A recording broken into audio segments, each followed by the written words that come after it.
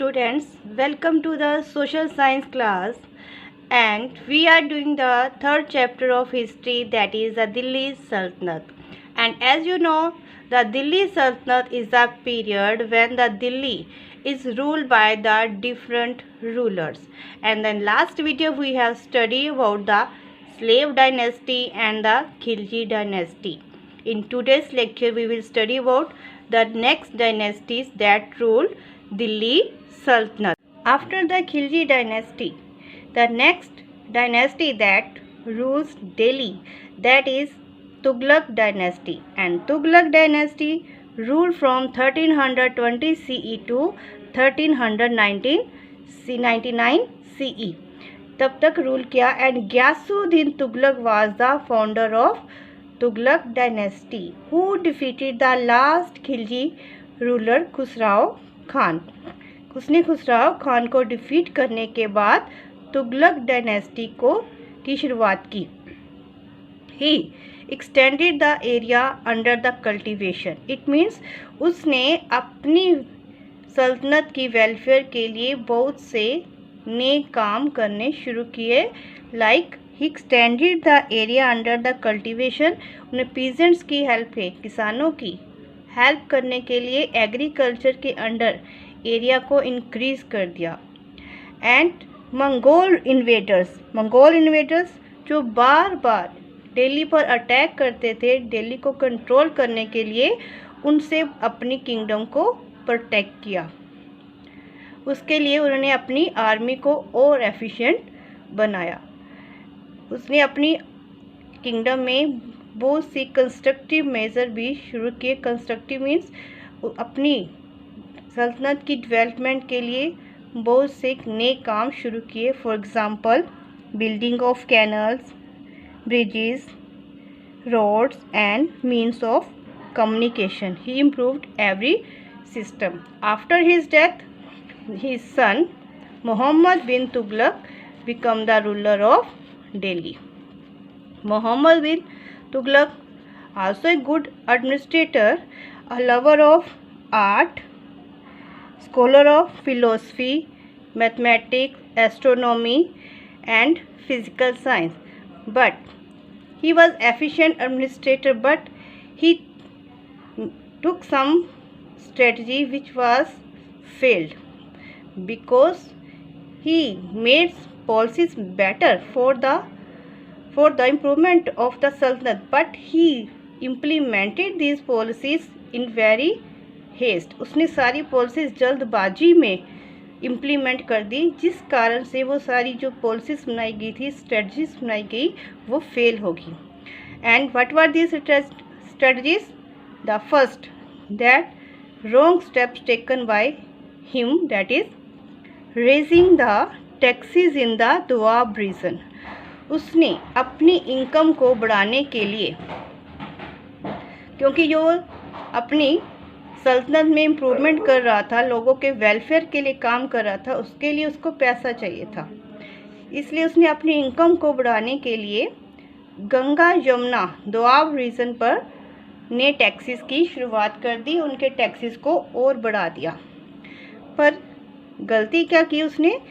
जिस टाइम उसने इन टैक्सेस को बढ़ाया, उस टाइम उस एरिया में फेमाइन आया था, यानी अकाल की पकड़ में था, जिस कारण से सभी फार्मर उसके अगेंस्ट हो गए और उसे अपनी जे ऑर्डर को वापस लेना पड़ा. The second wrong policy that was made by Muhammad bin Tughlaq, the shifting of the capital from Delhi to Daulatabad.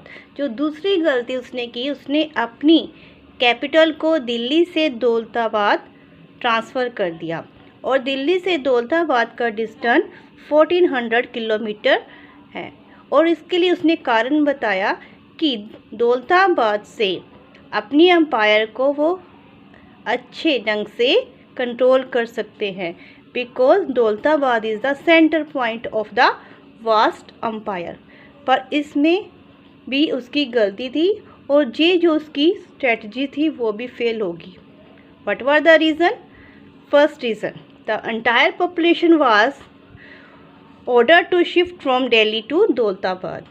पूरी पॉपुलेशन, जो दिल्ली की पॉपुलेशन को ऑर्डर दिया गया कि वो दौलताबाद शिफ्ट हो जाए, जिस कारण से लोगों को बहुत मुश्किलों का सामना करना पड़ा। हार्डशिप मीन्स मुश्किलों का सामना करना पड़ा। और जो नॉर्थ वेस्ट रीजन यानी दिल्ली का एरिया, वहाँ पर मंगोल इन्वेडर्स बार बार अटैक कर रहे थे, तो वो एरिया एक्सपोज्ड हो गया उनके लिए। अब उनके लिए और इजी हो गया वहाँ पर अटैक करना, जिस कारण से उसे इस ऑर्डर को भी वापस लेना पड़ा, जिस कारण बार बार दिल्ली से दौलताबाद शिफ्ट होने में और दौलताबाद से वापस दिल्ली में शिफ्ट होने में बहुत से लोगों को अपनी जान गंवानी पड़ी। The third major that is taken by Muhammad bin Tughlaq that was also failed, that is introduction of the tanka currency.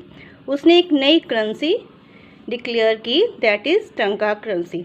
पहले जो कॉइन बनते थे that was made of silver.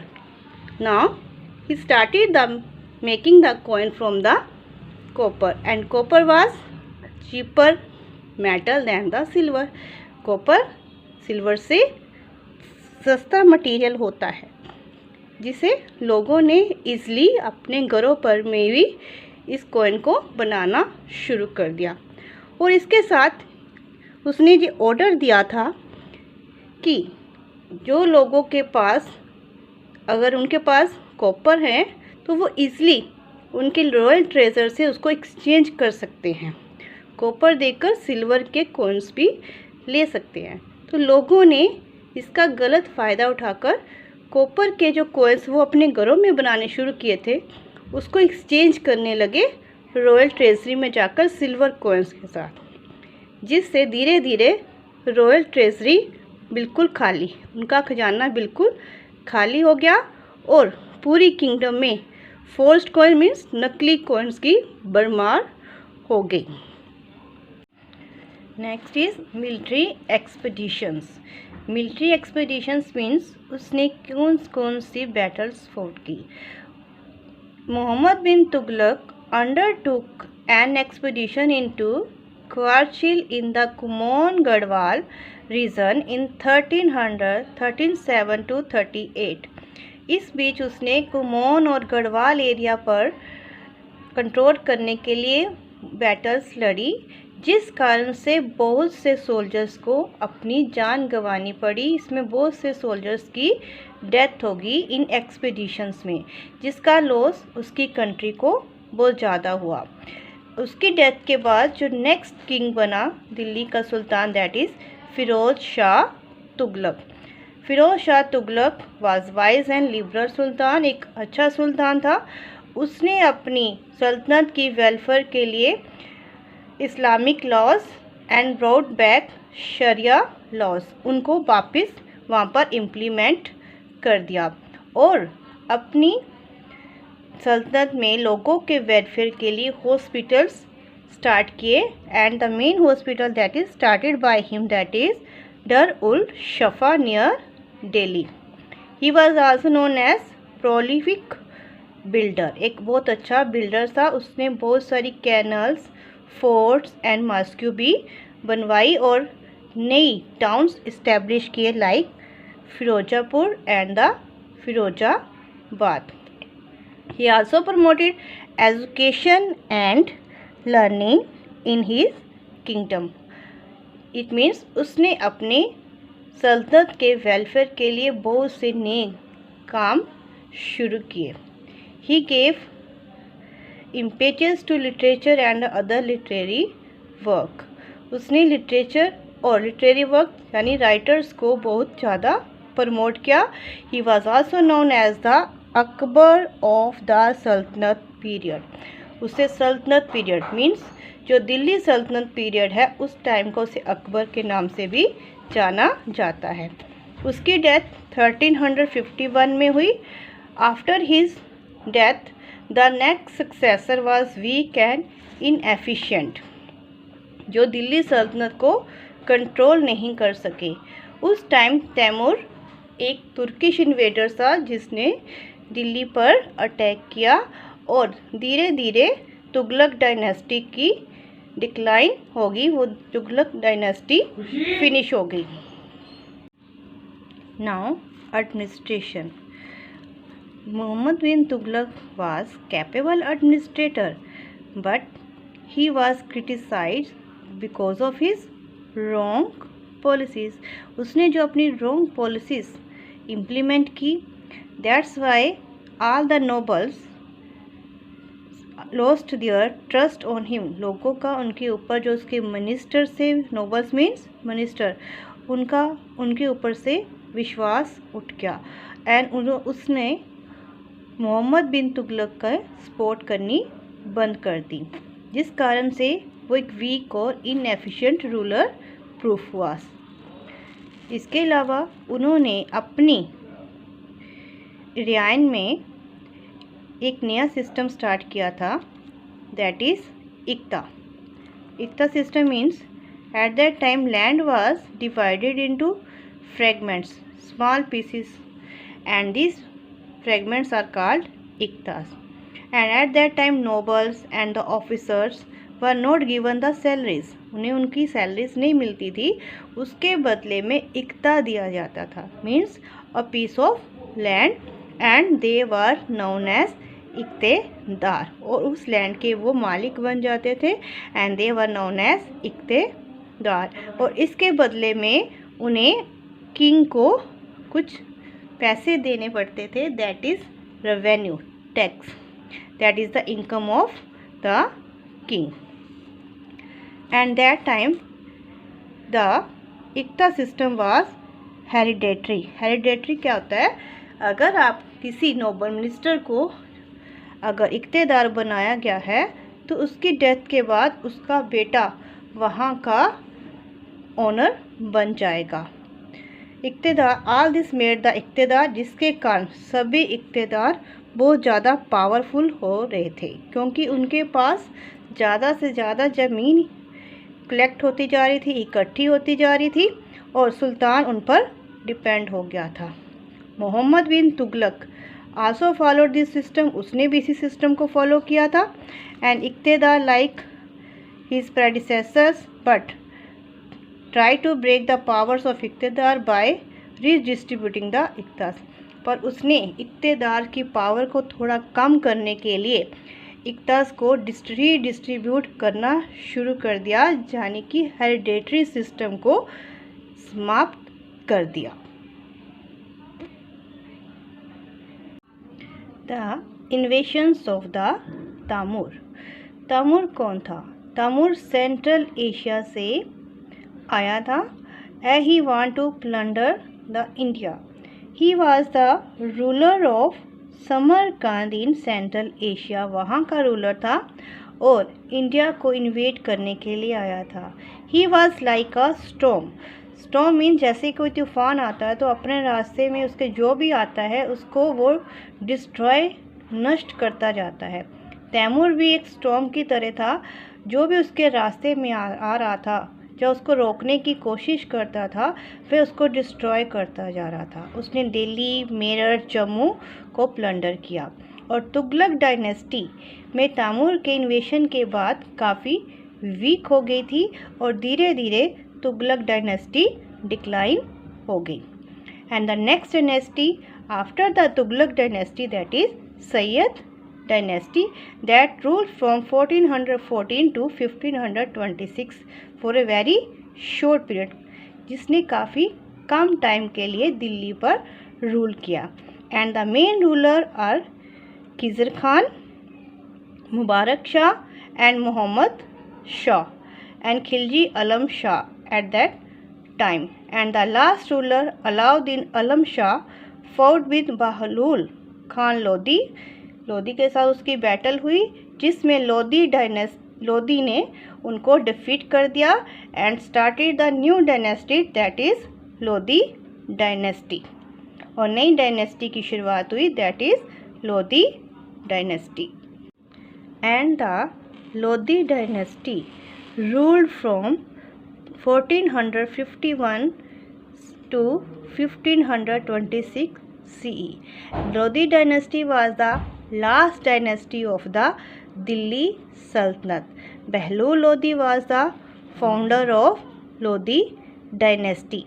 He through military expeditions annexed many territories. बहुत सी territories पर अपना control कर लिया, like Jaunpur, Gwalior and some parts of northern and the eastern India.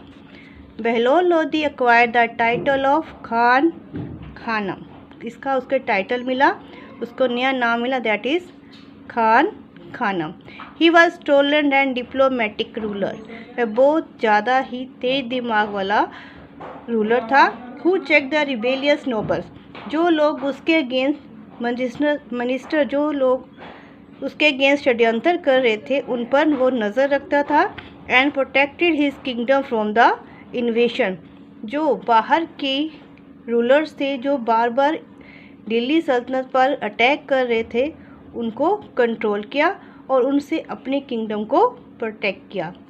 उसकी डेथ के बाद नेक्स्ट सिकंदर लोदी दिल्ली का सुल्तान बना. He was most successful and powerful ruler of the Lodi dynasty. He was an able administrator and encouraged trade and commerce. वे एक बहुत अच्छा ही administrator mean शासक था. उसने ट्रेड और कमर्स व्यापार को बहुत ज़्यादा इम्प्रूव किया. And he made the common people's life easier. उन्होंने आम आदमी की लाइफ को और आसान बनाया. कैसे? जो डेली लाइफ की यूज़ में आने वाली कमोडिटीज़ मीन्स थिंग्स, जो भी हम सामान इस्तेमाल करते हैं उनके प्राइसेस को कंट्रोल किया और कम कर दिया.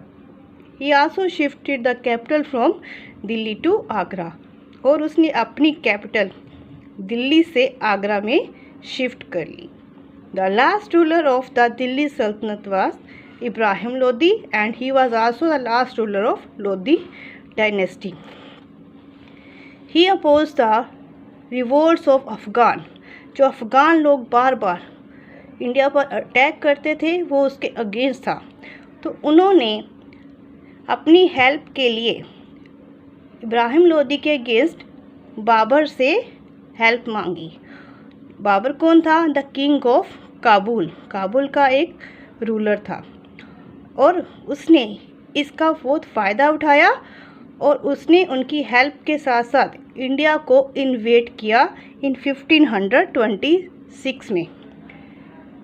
And they fought the battle that is between Babur and the Ibrahim Lodi, and it was the famous battle, that is the first battle of Panipat, that is fought in 1526, जिसमें लोदी इब्राहिम लोदी की defeat होगी. वो बाबर से हार गया और एक नई डायनेस्टी की शुरुआत हुई, that is Mughal dynasty. And the Delhi सल्तनत लेड टू द डाउनफॉल. और दिल्ली सल्तनत डिक्लाइन होगी, फिनिश होगी ओवर आफ्टर द 3 सेंचुरीज 300 साल तक उन्होंने रूल किया. अब नई डायनेस्टी की शुरुआत होगी, that is Mughal dynasty. In the next chapter we will study about the Mughal dynasty. I hope all of you understand about the Delhi Sultanate. Thank you and have a nice day.